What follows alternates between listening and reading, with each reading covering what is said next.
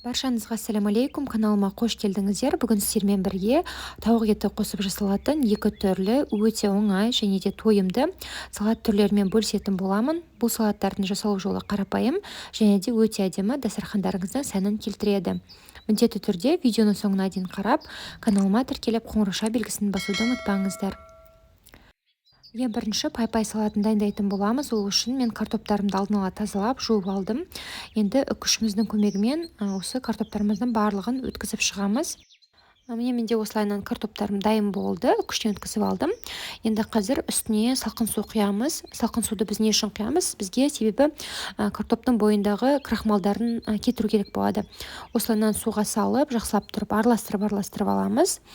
Сол кезде біз суымыздың осылай ағарып шет жақтарының көпіргендігін байқауға болады. Міне көріп тұрғандарыңыздай. Сол кезде бізде крахмалы бөлінеді.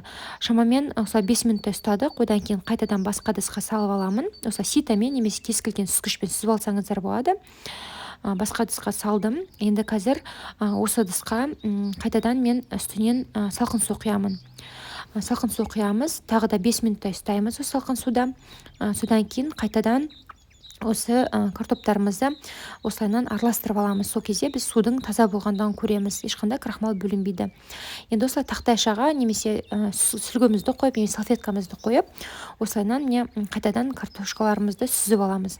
Жақсылап тұрып сүзіп алыңыздар. Бізде картоптарымыз барлығы құрғақ болуы керек.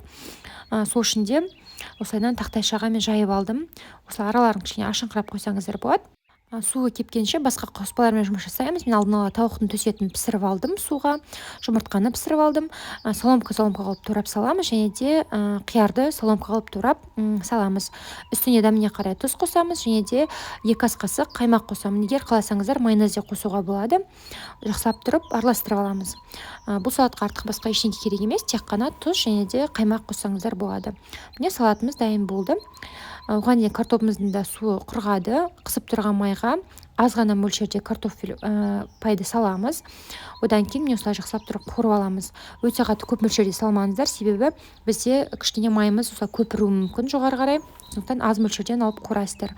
Міне тура осылайынан барлық картофель пайды қуырып аламыз. Міне осылай сарғайғанға дейін қуырсаңыздар жеткілікті.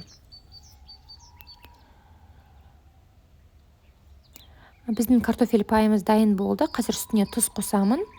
Шамалы тұз қосқасын осылай қолымызбен араластырып аламыз. Егер қаласаңыздар, қуырып алғаннан кейін салфеткаға төсеп, майын кішкене сіңіріп алуға да болады. Міне менің картофель пайым дайын болды. Енді салатымызды жинастыруға кірісеміз. Өзімізге қажет тарелкаға салатымызды саламыз. Одан кейін үстіне қазір мен картофель пайымен әсемдеп аламын. Осынан өте қатты көп емес, аздап қана саламыз. Картофель паймен кішкене көбірек жасадым. Сәл азырақ қылып жасасаңыздар да болады.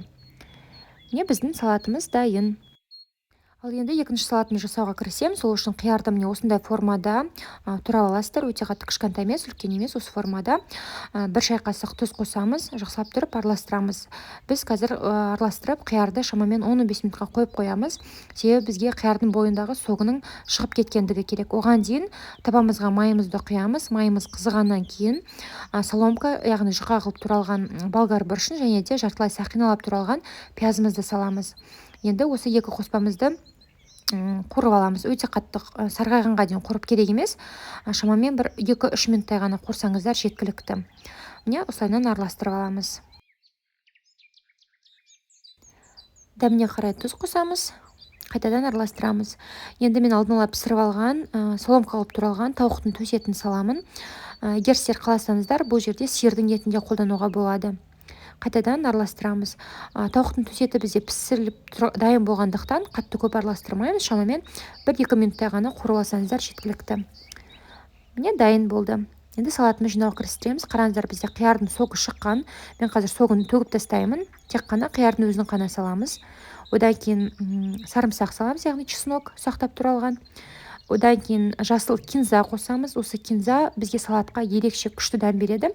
Дәміне қарай қара бұрыш және де паприка қосамыз. Күнжіт сепсеңіздер болады, немесе салатқа арналған дән себесіздер. Одан кейін 3 ас қасық соя соусын құямыз. Енді біз қуырып алған қоспаларымызды салатын боламыз. Міндетті түрде осы салатқа кинза қосыңыздар, өйткені осы кинза ерекше әдемі дәм береді. Жақсылап тұрып салатымызды араластырып аламыз.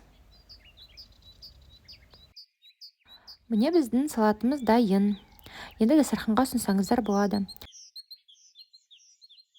Бүгін сіздермен екі түрлі тауықтың етімен қосылып жасалатын тойымды және де көріп тұрғандарыңыздай өте оңай жасалатын ерекше салаттардың рецептісімен бөлістім.